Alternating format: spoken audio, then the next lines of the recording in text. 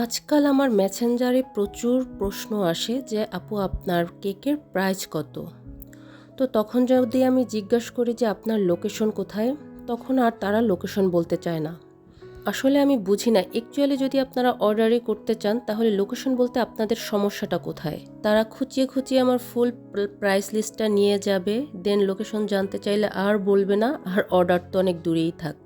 আসলে এদের মূল কারণ হচ্ছে হয়তো এরা কিছু কিছু আছে নতুন বেকারি শুরু করছে আর কি, হয়তো প্রাইসটা সেট করতে পারছে না। তো এভাবে বিভিন্ন পেজে পেজে প্রাইস জিজ্ঞেস করে তারপরে এরা প্রাইস সম্পর্কে একটা আইডিয়া করে তারপরে নিজেদের প্রাইসটা সেট করে। আসলে অন্যের পেজের প্রাইস নিয়ে তো আপনি আপনার পেজের প্রাইস সেট করতে পারবেন না, কারণ আমার কস্টিং আর আপনার কস্টিং, আমার লোকেশন আপনার লোকেশন এক নাও হতে পারে ভাই। কেন ভাই, আপনাদের নিজেদের কোনো আইডিয়া নেই? তো আজকে থেকে একটা সিদ্ধান্ত নিয়েছি।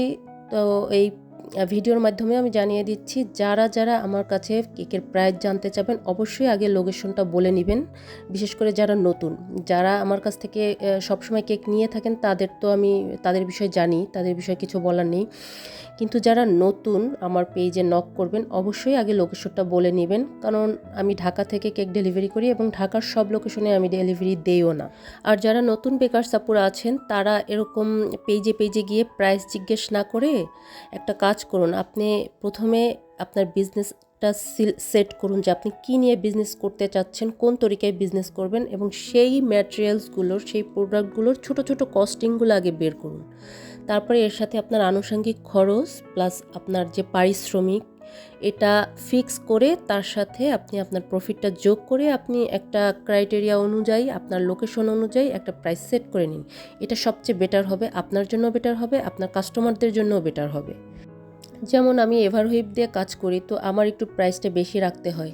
আপনি যদি ট্রপিক্যাল দিয়ে কাজ করে এভারহুইপের প্রাইস রাখেন তখন তো আপনার প্রাইসটা বেড়ে যাবে, কোয়ালিটি ওয়াইজ প্রাইসটা বেড়ে যাবে, তাই না? আশা করছি এরকম অহেতুক মেসেজ দিয়ে কাউকে আর আপনারা বিরক্ত করবেন না, কারণ আমাদের সময়েরও অনেক দাম আছে। আপনাদের পিছনে আমরা 10-15 মিনিট বা আধা ঘন্টা ধরে কনভারসেশন করে তারপরে আপনাদের সাথে একটা সেট করার পরে বলেন যে আচ্ছা আপু পরে জানাচ্ছি, এটা আমাদের সময়ও নষ্ট হয়। আগে আপনি মাইন্ড সেট করুন যে হ্যাঁ আমি আসলেই অর্ডার করব, দেন আপনারা নক করুন, কেমন? তো যাই হোক, আজকে অনেকগুলো এরকম মেসেজ পাওয়ার পরে খুবই মেজাজটা খারাপ ছিল দেখে অনেকগুলো কথা বলে ফেললাম। তো সবাই এটাকে পার্সোনালি নিয়েন না, কারণ সবাই একরকম না, সবাই প্রাইস জানার জন্যই মেসেজ করেন না, অনেকে অর্ডার করার জন্যও মেসেজ করেন, বাট আপনাদের হয়তো বাজেট বা সব কিছু মিলে হয় না দেখে আপনারা অর্ডার করতে পারেন না। আবার অনেকে অর্ডার প্লেসও করে ফেলছেন খুব অল্প সময়ের মধ্যেই।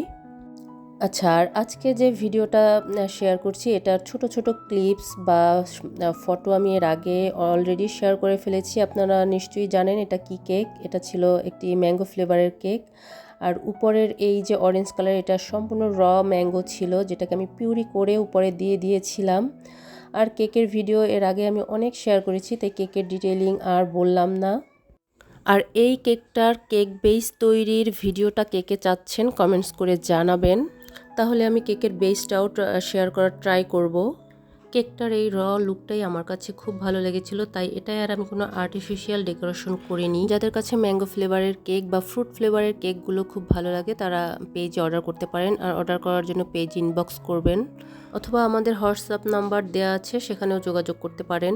এই কেকটার বেস নিয়েছিলাম আমি 2 পাউন্ডের, মানে এটার ওয়েট হওয়ার কথা ছিল 900 গ্রাম, কিন্তু স্ক্রিনে দেখুন আমার কেকটার ওয়েট এসেছিল প্রায় 1400 গ্রাম, অলমোস্ট 2.5 পাউন্ডের মতো কেকটার ওয়েট এসেছিল। আর কেকের ভিতরটা অনেক সফট হয়েছিল মাশাল্লাহ। আর এই কেকের কিন্তু আপনারা টাপ কেক ভার্সনটাও পেয়ে যাবেন। তো ভিডিওটি কেমন লেগেছে অবশ্যই কমেন্টস করে জানাবেন, আর ভালো লাগলে টাইমলাইনে একটা শেয়ার করে দিবেন। সবাই অনেক ভালো থাকবেন, আল্লাহ হাফেজ।